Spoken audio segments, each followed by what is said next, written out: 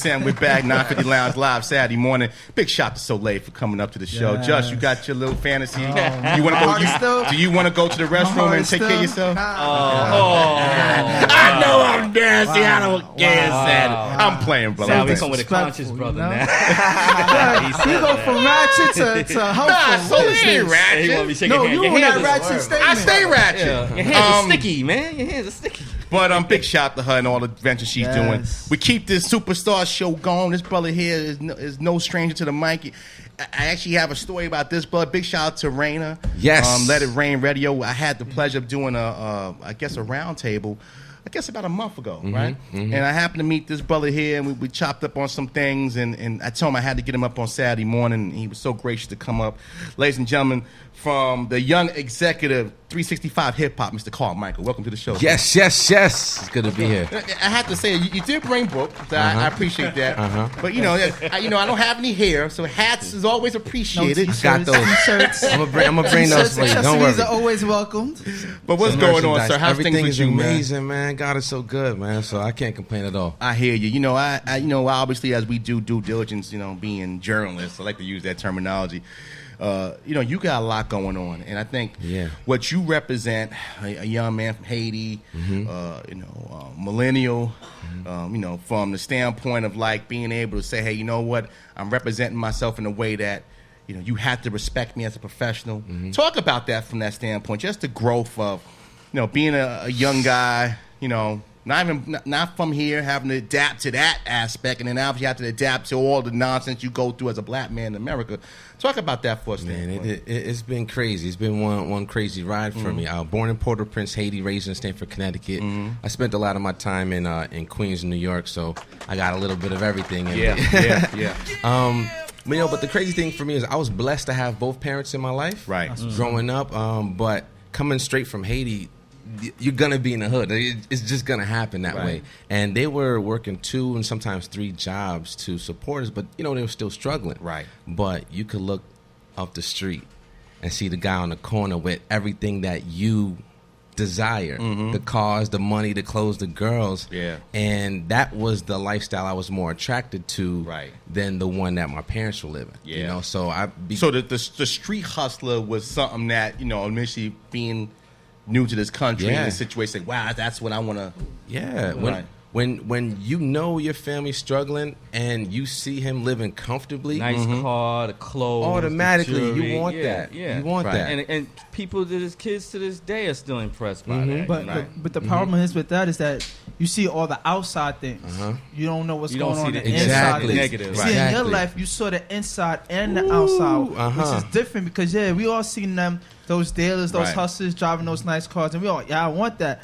But then you got to watch everybody behind you. Comes with a price. You got to do a lot of different things. A lot of people don't understand that. They see glitz and glamour. It's different. My mentor taught me something that I'll never forget.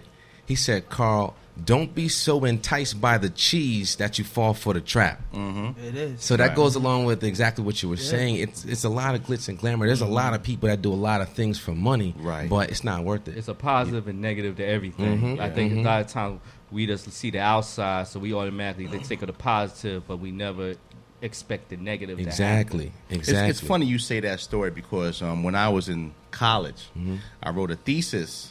I went to CCNY. I finished up at CCNY. And last year. At least he finished. It's not about the race, it's about the finish line. It's about the finish line. They finally got that last check. He's like from Boys and I just go to college just for the. I won't say the word because I don't want a letter from FCC. But I wrote a thesis paper going to CCNY and how if you take that one train, for those who are not from New York, there's a train that goes from Columbia, 116th, next stop 125th. And this is like early 90s. You go from being in, the upper crust of society and same zip code to like, really having to, guard your groom and knuckle up for your life. And I thought that was so interesting that I wrote a thesis about it because it really amazed me how I can take a walk and I can walk from you know, the richest of the richest to the poorest of the poorest in less than like a 3-minute stroll. And that it's amazing because that's the same aspect of the street life. Well, maybe not the society views, but from a financial view or from a view that you quote unquote made it, or you have the ends to make it, is what, you know, you saw as a young man, you know. Absolutely. And I think it even kind of shows where you come from, because this book here, you know, I happened to read some episodes, and thank you for this. No problem. It shows that, hey, listen, you know, I've learned that I have to know how to play the game. I can still be casual. I can still hit the club. I can still, and you got that on your website. You got to pick where, you know, you in the hat and you comfortable. Then, you know, you rock out the 3-piece, you know, the Brooks Brothers. And, you know, I want you to talk about that, because there's a lot of people that don't know how to balance that act. It's a slippery slope. It's hard. It's hard. In the same day, I throw on a 3-piece suit, take it off, and I'm in jeans and a hoodie. You know what I mean? And J. Cole says it best. He says, play the game to change the game. Right. So whatever industry you're in, if there's no variety in there, be the change that you want to see. Right.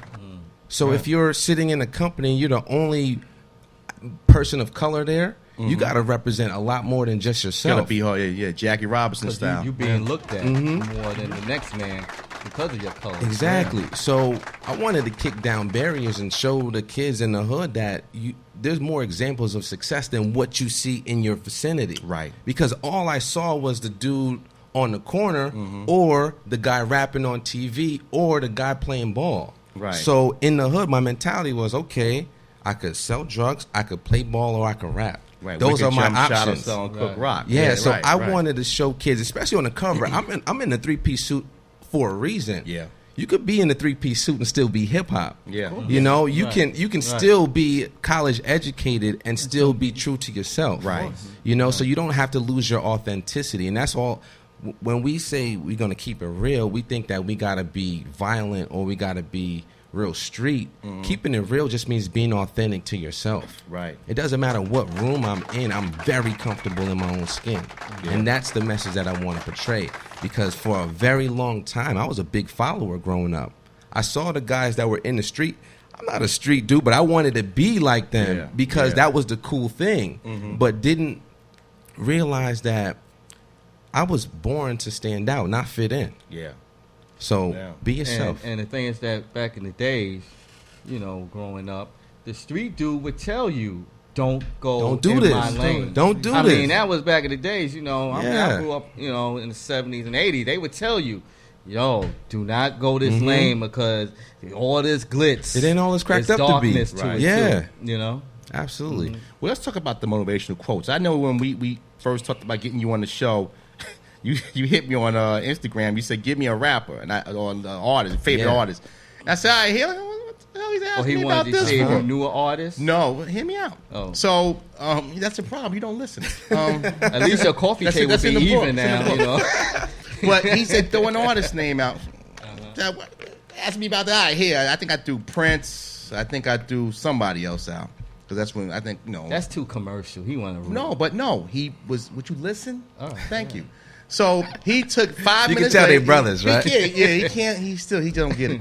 So 5 minutes later, he throws a rhyme with emphasis on Prince, and then I do somebody else out. So again, it's about the quotes, and I think what Carl, you tell me if I'm right or wrong. You're using our social. What our kids attract to. They attract to the artists, the names, and the glitz and glam, the clothes, the style, and you're making it fun. Yeah. With educational quotes and word verbiage. Just bring in.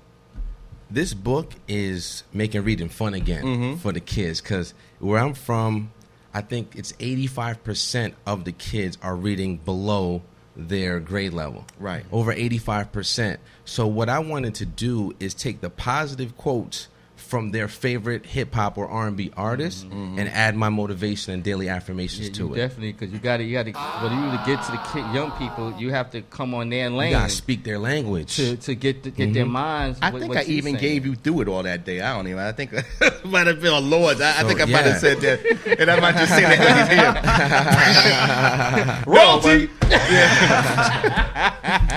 Let's transition, Carl. You know, obviously, you're a guy, you're a man that's really got his eyes out and foot on the pedal. Talk about your thoughts on this political race. I mean, I know I mentioned Soleil, and she took more of a holistic standpoint, but I know there's something that hits you hard because we sat on the panel and we discussed it. Your thoughts on what's going on, I guess, for the race for the biggest. You know me, I got a quote for everything. I know you do. Let me find it real let me pull quick. that out for you. In the back of the book, there's an artist index. So whoever your favorite artist is, you can look them up in the back of the book. Right. And I don't want to misquote.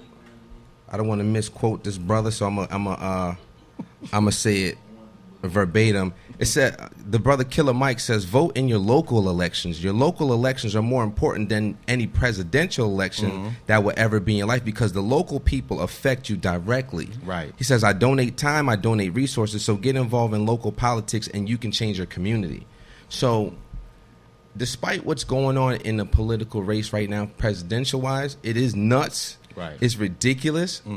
But we don't even go out to vote for our mayors and our local leaders. Do even people know who their local leaders are? Exactly. You know? So they do more for the community, and they're in your district, they're in your actual community and neighborhoods. So they have different budgets that the president has nothing to do with. Right. You know, so we don't even go out to see who we're voting for. When something goes down in a community like Ferguson, like Baltimore, or whatever the case may be, it's the local people that you have elected that end up making those final decisions. Right.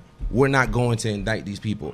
Why not? Yeah. Because the person you elected doesn't believe in the same things that you believe in. Right. So you haven't exercised your power to vote. How can we get better in that? Get better. I know obviously you're doing your part because like I mentioned in the last interview, reading stimulates your mind. Yeah. Stimulates your measures of life, and I think obviously it helps you do better than maybe just watching stuff that, again, and it's not by mistake. A lot of the TV we see is numbing. Your thoughts on how you can get your audience, the people that follow Carl Michael, those young people that are looking for you for guidance, and I'm sure there's a lot of them. What do you say to that group that says, you know what, it doesn't matter if I don't vote. You know, it doesn't matter. You know, I mean, I grew up with grandparents that marched on Washington, and they said, I don't care what it is, you're going to vote. You know, I don't care what it is, you got to vote. I don't care if I got to write in Rodeo's name, which would be crazy, but nevertheless, you have to go into that box. So how do you talk to that audience that reaches out to you and like, this is why you should do these things? I mean, back then it was a different sense of unity that we lack today. Right. And I wish it was the same, you know, but that's the main thing for me is that unity gives us strength. Yeah. And I have to show you why it's important. If the fact that our ancestors literally got violated and embarrassed every single day isn't enough for you, I don't know what to tell you. Yeah. You know what I mean? Like the fact that we had dogs sicked on us, we had fire hoses sprayed at us, we had people literally beaten in the street openly Just died and killed. Right. For you to go out there just to have the ability to say, hey, I don't even like this guy. I don't want him there. Right. Or I like this person. I want to put them in office. Back then they understood our voice more than we understand it today. Right. So you have to show these the young generation that they are important. Despite the fact that you think it doesn't matter, you have to be the change that you want to see. Right. I want to say that I think it's more of a different type of family. Mm-hmm. How we all stand up here, we all came up with our both parents, all of us, I can say that. Yeah. You got a lot of single family houses, one mother, 2 jobs. Who's raising these kids? Okay. The TVs are raising these kids. Social media is raising these kids. When we all grew up, we had parents who actually cared, put their arm around us. And instill those principles and in instill us. those principles Right. and those things that we still live by. And that's the hardest part, is trying to instill these principles that these young kids don't get on a day-to-day basis. Right. If we don't give it to them, they'll never have it.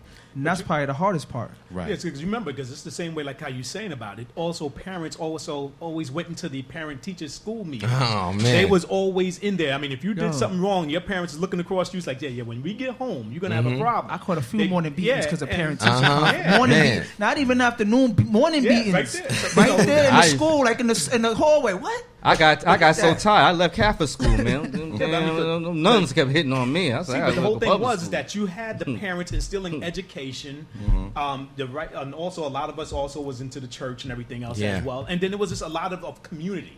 You always made sure that your community was always there, and you always made sure that the next parent saw, like, if another parent saw you doing something wrong, they had the right to whip the living crap out of you and tell your parents to get another second beat. I saw some felonies at parent teaching. I saw some kids that really they didn't deserve that whooping. I mean, so like some parents were crazy, but yet nevertheless there was a fear. You knew that there was repercussions happening if you didn't do what you need to do. These kids today don't have repercussions. They don't fear the consequences. They don't fear nothing. They don't even fear their parents. And I speak to people all the time, and they say like they try to be friends with their kids. And I think that's, if we go like the millennial thing, that's what it seems to happen. And that parents are trying to be friends with their kids, not govern their kids. Exactly. Which I think might be a lot of the problem. Another thing too I look at, and I think it's kind of scary in a way, because a lot of these kids nowadays don't even fear death. They're just going out there just to think that, well, I'm here for today. I don't care about tomorrow, and they're going to do what they can do as today. And that's the biggest thing that I see that happens a lot around. And that's another one of the reasons that I wrote the book, is because sometimes the music is misguiding.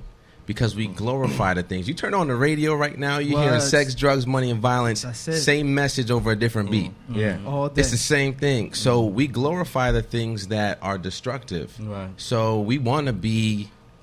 Even Hollywood, I mean, the movies, I mean, glorified death and everything, and stuff like that. So, I mean, the image, just when social media puts images, as us as society, a lot of people, I want to say me or you, but a lot of other people emulate that, regardless if it's good or bad. Word. Yeah, so to everyone listening that's like in that environment, I want to quote the great Jay-Z. He says, "I'm different. I can't base what I'm going to be off of what everybody isn't." So if you look around and there's no examples of success in your family, in your community, or even on television, that means you need to be the example. Right. I don't care if there's 1,000 people who tried and failed. That just means they ain't you and you ain't them. It's like somebody graduating from high school or college, the first one in the family. But the thing is that I think it's an honor when another person could go outside the box that the next person couldn't. That's an honor. Yeah, and we have to look at that as an example of success and want to be like that. A lot of times when someone is successful in your neighborhood, we get envious and jealous of them, as opposed to saying, man, he made it, I can do it too. No doubt. We got a few minutes left, Carl. Again, thank you for coming. I just want to ask you one quick question. Sure. Okay, because I know you wrote the book and you do a lot of other things like that. Are you also going out teaching to the youth and going to the community centers and having seminars and everything else? Is there anything in the future or anything else like that you're doing right now? Yeah, that's the most important thing for me right now is making sure that I go into the schools. I'm not afraid to meet them where they are. So I've done several speaking engagements in Bronx, Brooklyn, Atlanta, Cali. So pretty soon we're going to be going into Baltimore, D.C., Chicago, like all of the places that need help. That's where I am. So I go to the schools and really meet them where they are, have seminar sessions in the classes, auditorium sessions, and different things like that. And you'd be surprised and amazed at the looks on their faces when a guy that looks like them is coming in to speak their language using rappers and singers that they're already influenced by. Right. It's an automatic connection. Comprehension is the mother of all learning, so they get it. It's so true, because sports for me was my thing. Like, I was a big football fan and played ball, and I could tell you every last city and state, college or pro, and that helped me know how to point out different states and cities. Yeah. Or how to use my sevens time. I knew my sevens timetable before I knew anything else because of the touchdown. So, yes, you can use something that somebody has interest in and help them grow and blossom. Before we get you out of here, again, I want to thank you for coming on today. It's really a pleasure, and definitely got to have you back. What's the next step for Carl Michael? Now, again, I see a brother here that can easily run for office. I see a brother here that can easily, influence and make a change. There's people here I actually brought in, because I always do stuff to matter to my man, as to when you can actually make off the book. But what's the next level? What's the next phase for you?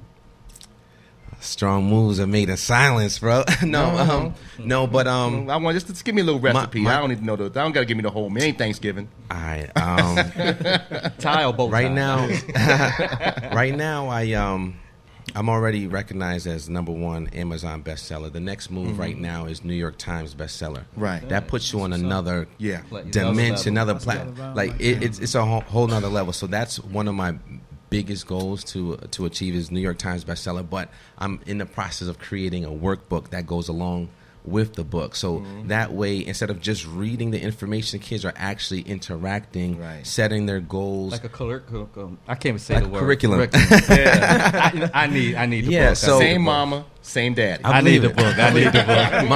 My brother and I are the same way. So we'll be able to create a curriculum, after school programs, and different things like that. So that way they get it, Right. No doubt, man. Well, listen, real quick, give you information out where people can reach out to you, where they can find you. Yeah, everything is at Young Executive, YOUNGEXEKUTIVE, at Young Executive. That's YouTube, that's Instagram, that's Twitter, Facebook, all of that stuff. So whatever we can do to help out, Carl, with your journey, getting the word out, we got to do it because, we sit behind this mic each week. We have a good time, no doubt. But when it comes to something that's really serious, that's something that we all have faced as men, as children, into boys into men, we got to support one another. That's whatever it. we can do to help out. Again, a big shout out to Raina, because if it wasn't for Raina, you wouldn't be sitting here and we wouldn't be having this conversation. What's up, Rain? Carl Michael, thank you, brother. Appreciate you. Thanks for having me. No doubt. We're going to keep it going. It's 9:50 Lounge on a Saturday morning. The guy that was laughing at me is negative.